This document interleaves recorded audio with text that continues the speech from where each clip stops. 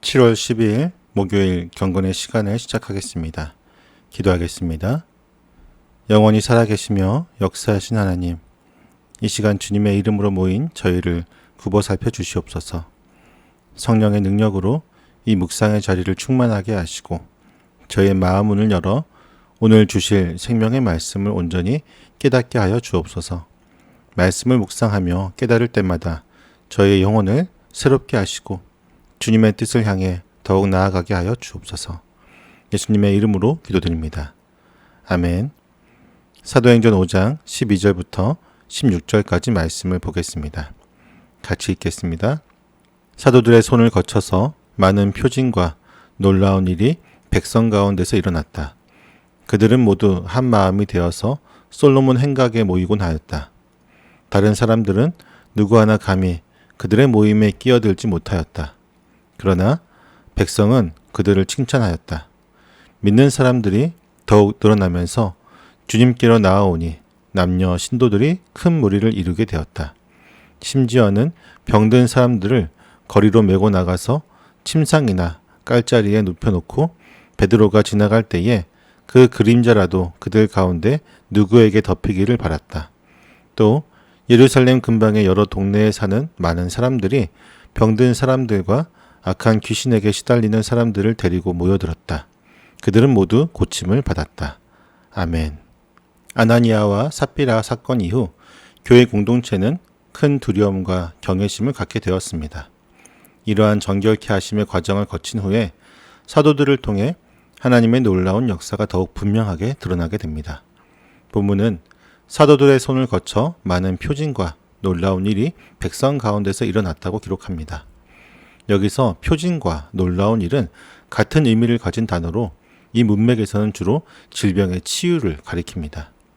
이러한 현상들은 단순히 신기한 현상을 넘어 하나님의 임재와 능력을 증명하는 초자연적인 사건들을 의미합니다. 사도행전에서 이러한 표징과 놀라운 일들은 사도들의 권위에 대한 하나님의 입증 방편이기도 하였습니다.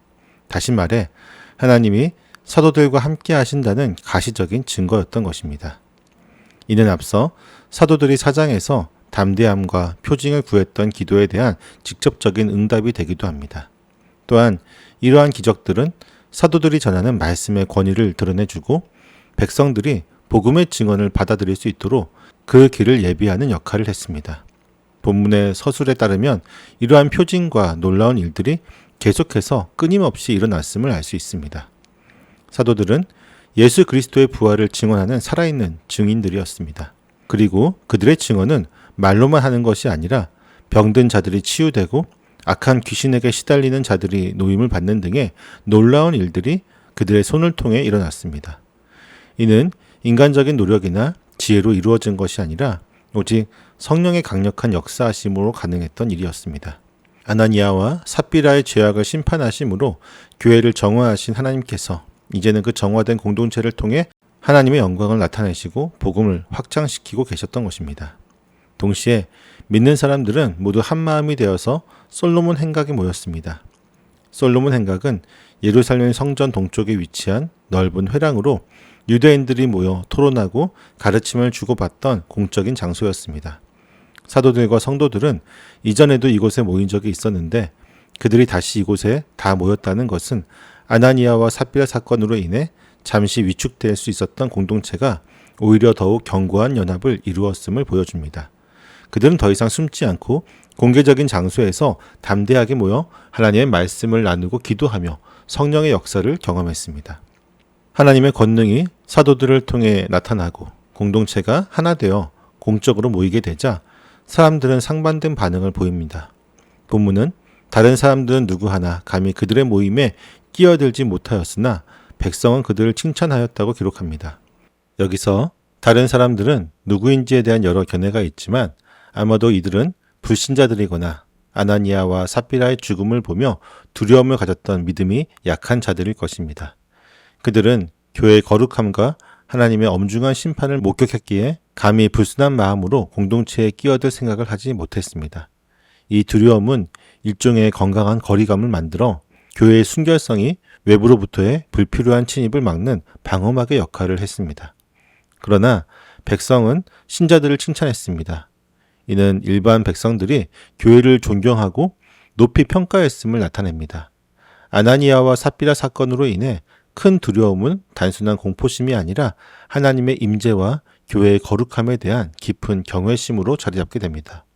백성들은 교회를 두려워하면서도 동시에 그들의 순수함과 사도들을 통해 나타나는 하나님의 능력에 감탄했습니다. 이는 성령의 권능이 가진 역설적인 양면성을 보여줍니다. 즉, 성령의 권능은 기적을 통해 사람들을 강하게 끌어당기지만 동시에 아나니아와 삽비라의 경우처럼 죄를 심판하기도 하면서 온전한 헌신과 책임을 요구했습니다. 그 권능 앞에서 사람들은 전적으로 복종하고 헌신할 마음이 없다면 건강한 거리를 유지했던 것입니다. 이러한 상황은 오늘날에도 자주 반복됩니다. 살아계신 하나님의 임재가 설교를 통하든 기적을 통하든 나타나게 될 때 어떤 이들에게는 놀라움을 주지만 어떤 이들에게는 깊은 매력을 느끼게 하는 것입니다. 어떤 이들은 두려워하며 멀어지지만 다른 이들은 믿음으로 이끌리는 것입니다. 이러한 가운데 교회의 성장은 끊임없이 이루어졌습니다. 본문은 믿는 사람들이 더욱 늘어나면서 주님께로 나아오니 남녀 신도들이 큰 무리를 이루게 되었다고 선포합니다. 아나니아와 삽비라의 사건이 교회의 성장을 저해할 것이라는 일반적인 예상과는 달리 오히려 그 사건은 교회의 순결성을 확증하고 하나님의 권능을 드러냄으로써 더 많은 사람들이 주님께로 돌아오게 하는 계기가 되었습니다. 더욱 늘어나면서라는 표현은 교회의 성장이 일시적인 현상이 아니라 지속적이고 폭발적으로 일어나고 있었음을 보여줍니다. 또한 남녀 신도들이 큰 무리가 주님께로 나아왔다는 것은 복음이 성별과 사회적 지위를 넘어 모든 사람에게 영향을 미치고 있었음을 나타냅니다. 이는 수적인 증가를 넘어 믿음의 깊이가 더해지고 진정한 회심이 일어나는 질적인 성장이었음을 보여줍니다. 본문의 15절과 16절은 12절과 13절의 상황을 다른 각도에서 더 생생하게 묘사하는 것입니다. 이 단락은 앞선 요약문의 주된 주제인 사도들을 통한 치유 사역으로 다시 돌아옵니다.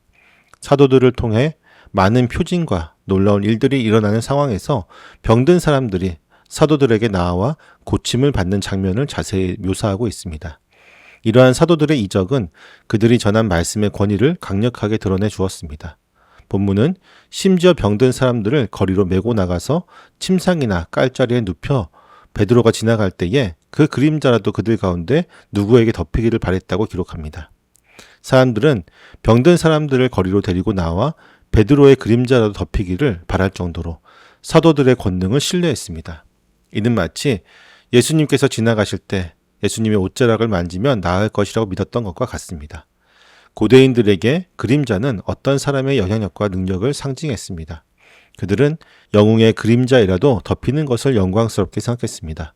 여기서 덮이기를에 해당하는 헬라어 에피스키아세는 누가복음에 2번 더 사용되었는데 마리아에게서 성령이 덮이시거나 변화산에서 구름이 덮이시는 상황에서 하나님의 임재와 능력을 상징하는 단어입니다. 따라서 누가는 베드로 개인의 능력을 드러내는 것이 아니라 하나님의 능력이 하나님의 종인 베드로를 통해 나타난 것을 강조하고 있는 것입니다. 누가는 베드로의 그림자 때문에 병이 나았다고 명시적으로 말하고 있지는 않지만 이는 사도의 치유 명성이 얼마나 대단했는지를 잘 보여줍니다. 이와 유사한 치유의 역사는 훗날 사도 바울에게도 일어납니다. 본문은 예루살렘 근방의 여러 동네에 사는 많은 사람들이 병든 사람들과 악한 귀신에 시달리는 사람들을 데리고 모여들었는데 그들은 모두 고침을 받았다고 덧붙입니다. 누가는 여기서 병든 사람들과 악한 귀신에게 시달리는 사람들을 분명하게 구분하고 있습니다.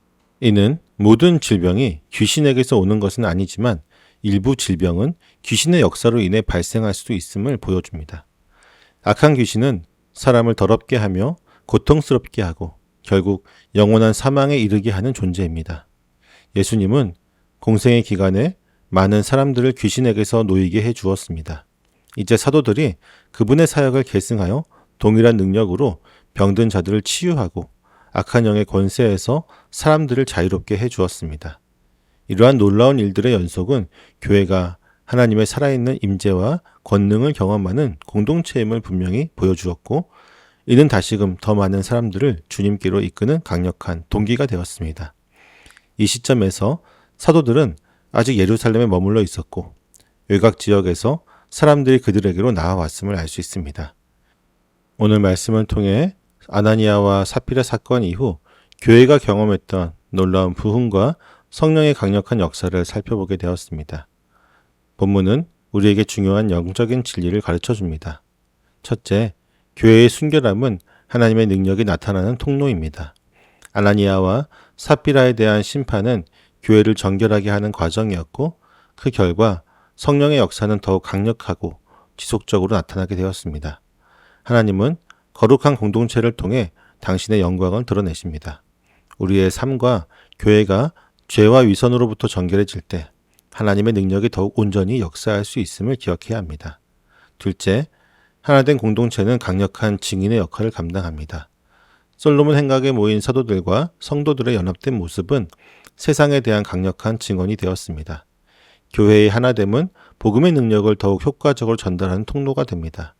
우리가 서로 사랑하고 연합하여 한 마음으로 주님을 섬길 때 세상은 우리를 통해 살아계신 하나님을 보게 될 것입니다. 셋째, 하나님의 능력은 복음의 확장을 가져옵니다. 사도들을 통한 표징과 놀라운 일, 그리고 병든 자들의 치유는 복음의 진리성을 확증하고 수많은 사람들을 주님께로 인도했습니다. 하나님은 오늘도 자신의 교회를 통해 놀라운 일들을 행하시기를 원하십니다. 우리가 성령의 권능을 의지하고 복음을 담대히 전할 때 하나님께서는 우리의 삶과 교회를 통해 하나님의 나라를 확장시켜 나가실 것입니다. 교회가 정결함을 추구하고 한 마음으로 연합하며 성령의 권능을 의지하며 담대히 복음을 증언할 때 하나님께서는 그러한 교회를 통해 놀라운 일들의 연속을 이루어 가실 것입니다.